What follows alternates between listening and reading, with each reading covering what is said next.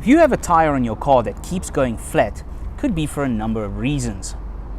Well, the first one was naturally the first thing that you think of, and that is a puncture. These are nails, screws, bits of wood. We've even seen tree roots.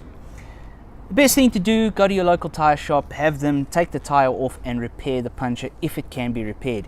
If the puncture occurred anywhere on the flat side of the tire, they can fix it. If it is on the sidewall or on the shoulder, you're going to have to replace it.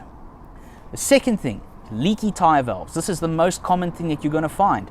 Your tire valve has a little mechanical thing inside it, and basically what happens is the air lets air in but not out. That little mechanical thing can become faulty, which allows air to escape. Your tire is going to deflate all the time. The third thing could be degradation. An impact with a sidewalk or a pothole will cause the layers of rubber to delaminate, and the air will find its way out and can get out of the tire that way. There will also be a very visible damage because you'll see an egg or a large bubble on the side of the tire. And then the last thing is very, very unlikely, but it does happen, and that is pinholes in the wheel itself. Now you'll find this in aftermarket wheels that haven't gone through the SABS process, and basically what happens is in the forging of the wheel there will be a tiny little pinhole that the air can escape out of, and the only thing you can do to remedy that is to replace the wheel.